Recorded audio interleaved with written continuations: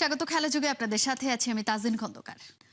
অস্ট্রেলিয়ার মিরাজের শতকের পর স্পটলাইটে আছেন হাসান মাহমুদের বোলিং প্রস্তুতি। ম্যাচে সেরা ব্যাটিংটা হয়নি সাদমান মুমিনুলের। ওপেনিং নিয়ে যেন চিন্তা বাড়িয়ে দিলেন তানজিদ তামিম। অন্যদিকে মূল সিরিজের আগে ব্যাট হাতে যেন তেতে উঠেছে অজি ব্যাটাররা। প্র্যাকটিস ম্যাচের দ্বিতীয় দিনটা কেমন ছিল তাই জানাচ্ছেন আবু নাইম।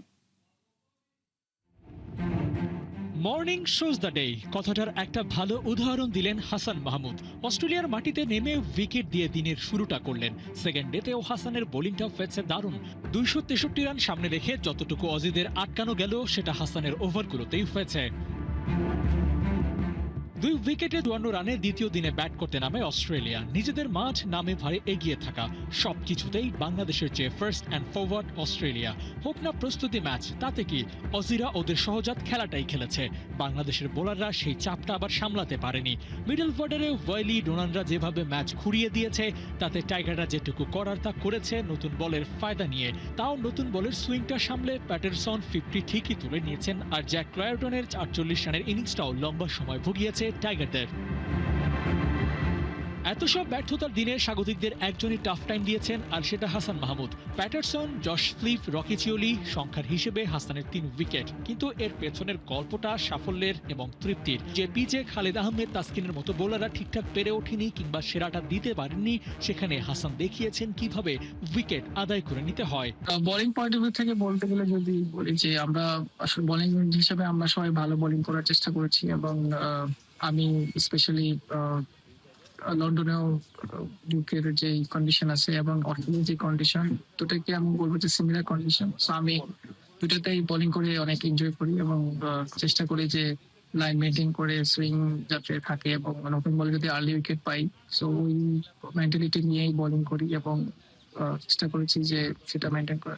263 রানের হিসেবটা সামনে রেখে অস্ট্রেলিয়ার ব্যাটাররা যেভাবে ব্যাটিং করেছে, সেটা ওদেরকে দিন শেষে এগিয়েই রেখেছে।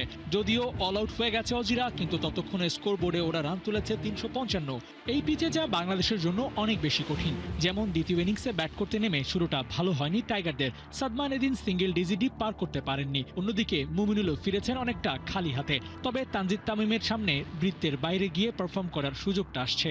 যদিও প্রথম ইনিংসে রানের খাতা খোলার আগে প্যাভিলিয়নের পথ ধরেছিলেন তামিম, কিন্তু এদিন 7 রানে নট আউট থেকেছেন। সেই সাথে বাংলাদেশও 19 রানে 2 উইকেট হারিয়ে টিকে আছে খেলায়। দেখা যাক স্ট্রাইকদের বোলিংয়ের সামনে তৃতীয় দিনে কেমন করে টাইগাররা।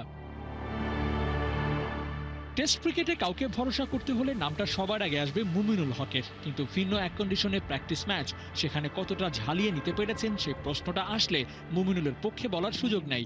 কারণ প্রথম ম্যাচে 16 রানে আউট হওয়ার পর দ্বিতীয় ম্যাচে ফিরেছেন 6 রানে, তাও আবার বোল্ড হয়ে।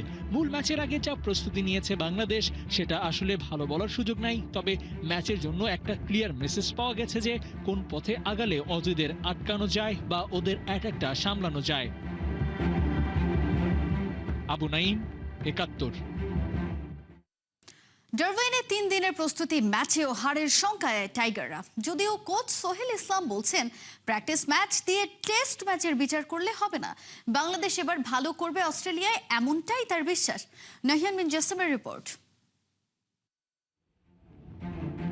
মুখটা চেনা যায়। একটা সময় ছিলেন টিম টাইগার্স ডেরায়, এখন মালায়ান টাইগার্সের দায়িত্বে, অর্থাৎ মালয়েশিয়া ক্রিকেট দলের হেড কোচ হিসেবে। মিরপুরে হোয়াটমোর এমন একটা সময়ে যে সময়টায় তার সাবেক টিম বাংলাদেশ অস্ট্রেলিয়ায়। মজার বিষয়, টাইগাররা সবশেষ টেস্ট খেলতে অস্ট্রেলিয়া সফরে গিয়েছিল এই হোয়াটমোরের অধীনেই 2003 সালে, 23 বছর আগে। সময় বদলেছে, দায়িত্ব বদলেছে, ঠিকানাও বদলেছে, বদলাননি শুধু তিনি, ডেভ হোয়াটমোর। হোয়াটমোর না বদলালেও টেস্টে এই সময়ে বাংলাদেশ বদলে গেছে অনেকখানি। তবে টাইগারদের নিয়ে হোয়াটমোরের প্রত্যাশাটা আপাতত জানা যায়নি। জানা গেছে যাদের বিপক্ষে মালয়েশিয়া সিরিজ খেলতে এসেছে সেই এইচপি দলের হেড কোচ সোহেল ইসলামের। আমাদের দেখতে হবে যে আমাদের লাস্ট প্রিভিয়াস মানে রিসেন্ট পাস্টে আমরা আসলে কী ধরনের পারফর্ম করেছি। তো রিসেন্ট পাস্টের পারফরমেন্স এবং ধারাবাহিকতা যেটা আছে, তো এইটাই যদি আমরা ওখানে করতে পারি তাহলে তো বোঝাই যায় যে আগে যে আমরা খেলেছি তার থেকে অনেক ভালো আসলে আশা করছি। ডারউইনে 3 দিনের প্র্যাকটিস ম্যাচটা ছিল টাইগারদের জন্য এসিড টেস্ট, কিন্তু শান্তরা সেখানে ব্যাকফুটে। মিরাজ বাদে বাকি ব্যাটাররা সুবিধা করতে ব্যর্থ হয়েছে। অবাক হবেন না 3 দিনের ম্যাচটা যদি বাংলাদেশ হেরে বসে। তবে কি ডারউইন আর ম্যাকাই টেস্টে 23 বছর আগের পারফরমেন্সটাই উঁকি দিচ্ছে? দেখেন, প্র্যাকটিস ম্যাচ দিয়ে কোনো কিছু আসলে হিসাব করা ঠিক না। আমার কাছে মনে হয় যে নর্মালি অস্ট্রেলিয়াতে তো আর আমরা চিন্তা করতে পারবো না যে আমাদের দেশের মতন খুব ফ্রেন্ডলি, আমাদের জন্য ফ্রেন্ডলি উইকেট থাকবে, আমাদের জন্য ব্যাটসম্যানদের জন্যও চ্যালেঞ্জ থাকবে, বলারদের জন্য আসলে চ্যালেঞ্জ থাকবে। কেন আপনারা জানেন যে আমাদের যারা পেস বোলার আছে তাদেরকে ওরা ব্যাটসম্যানরাও অনেক চ্যালেঞ্জ দিবে, শুধু ওদের বলাররাই যে আমাদের ব্যাটসম্যানদের চ্যালেঞ্জ দিবে সেটা না। তো চ্যালেঞ্জিং সিরিজ হবে আমাদের জন্য, এবং আমার কাছে মনে হয় ন্যাশনাল টিমে যারা খেলছে এখন যারা আছে তারা এই প্রস্তুতি নিচ্ছে যে কিভাবে এটা হ্যান্ডেল করবে। তাইজুল মিরাজদের প্রিয় শিক্ষক সোহেল ইসলাম অস্ট্রেলিয়ার বিরুদ্ধে কন্ডিশনে তারা কেমন করবে সেই প্রশ্নে ভরসার কথাই শুনিয়েছেন শিষ্যদের নিয়ে। এখন আমি যদি পেস বান্ধব উইকেটে আমি যদি স্পিনারদের বলি যে ফার্স্ট ইনিংসের ফার্স্ট লাঞ্চের আগে এসে বল ঘুরাও আর উইকেট বের করে ফেলো, ইটস এ ডিফিকাল্ট আসলে। উইকেট যদি মনে করেন যে স্পিন বান্ধব হয় তাহলে আমার কাছে মনে হয় যে তাইজুল আছে, মিরাজ আছে, এরা ডেফিনেটলি ভালো করবে। যারা টেস্ট খেলে আমার কাছে এটা আমার যে তারা আসলে এই উইকেটে কোন সময় থেকে অ্যাডভান্টেজ পেতে থাকে, 4th ডে 5th ডে, এবং তখন একটা টার্গেট থাকে, ব্যাটসম্যানদের প্রেশার থাকে তখন উইকেটে।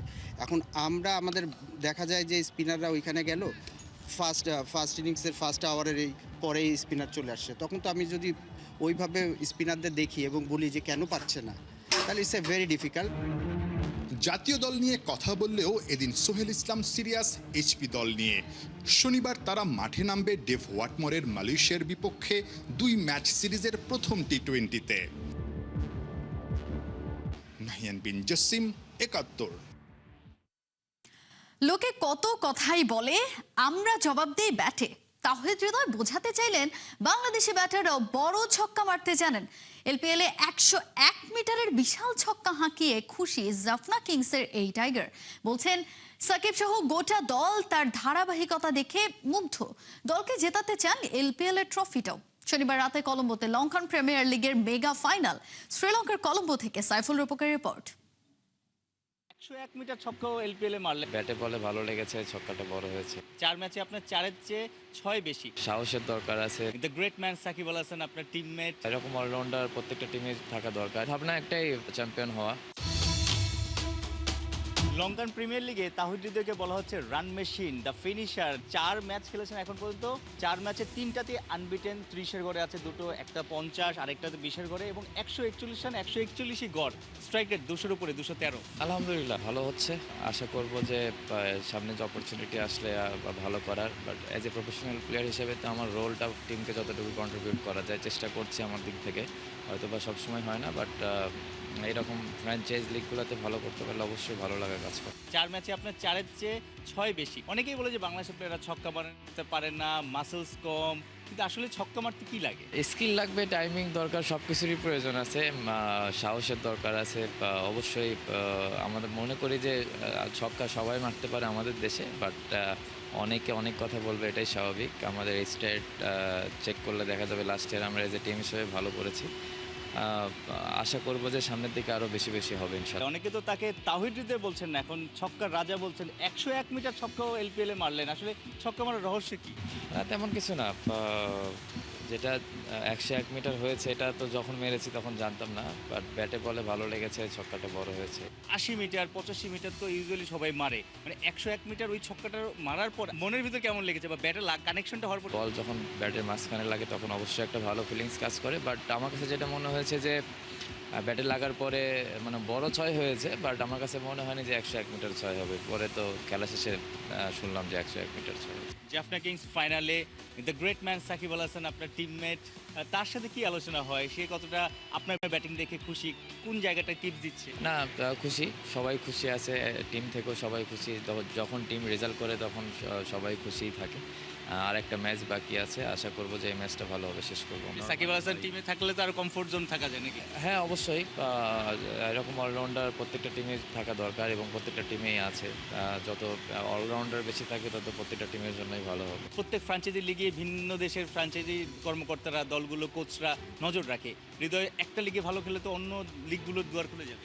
জানি না, এরকম যদি আমার রিজেকে থাকে হয়তো বা হতে পারে, বাট এখন এটা নিয়ে ফোকাস করছি। সামনে ভবিষ্যতে কী হবে এটা বলতে পারছি পারছি না, বাট আমার যেটা কাজ যেখানে খেলি না কেন ভালো খেলার চেষ্টা থাকে সবসময়। লাস্ট ম্যাচ ফাইনাল স্যাটারডেতে তাহিদের ভাবনা কি? এখন পর্যন্ত তো 141 এভারেজ, মাত্র একটা ম্যাচ আউট হয়েছে। ভাবনা একটাই, চ্যাম্পিয়ন হওয়া। অ্যাজ এ টিম হিসেবে পুরো টুর্নামেন্টটা ভালো করেছে, তো আশা করব যে লাস্ট একটা ম্যাচ ভালো শেষ করবো ইনশাল্লাহ। All the best. জি, তাহিদ হৃদয় এলপিএলে জাফনা কিংসের হয়ে খেলছেন এবং ফাইনালের আগে তিনি যেভাবে দলকে কন্ট্রিবিউট করছেন, দলের জন্য যেভাবে ব্যাটিং করছেন, চান যে ফাইনালেও সেভাবে ঝড় তুলতে, দলের জয়ে অবদান রাখতে এবং সাকিব হৃদয়ের হাতে এলপিএলের ট্রফি উঠবে সেটা হৃদয় আশা করছেন। সাইফুল রূপক, ৭১, Colombo, Sri Lanka. University sports south Africa দলকে 7 উইকেটে হারিয়ে ইমার্জিং ইনবাউন্ড ট্রাই নেশন সিরিজের ফাইনালে বাংলাদেশ ইমার্জিং দল। শিরোপা নির্ধারণী ম্যাচে ইয়াং টাইগারদের প্রতিপক্ষ স্বাগতিক সাউথ আফ্রিকা। টস হেরে ব্যাট করতে নেমে বাংলাদেশের বোলারদের তোপে পড়ে স্পোর্টস সাউথ আফ্রিকার ব্যাটাররা। ওপেনিং জুটিটা ভালো করার পরেও বড় স্কোর করতে ব্যর্থ হয় প্রোটিয়ারা। 166 রানেই অল আউট হয় তারা।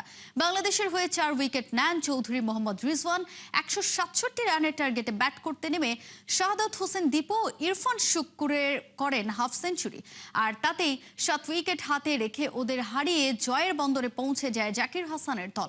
হার দিয়ে শুরু করলেও অবশেষে 4 পয়েন্ট নিয়ে ফাইনালে উঠল ইমার্জিং টাইগাররা।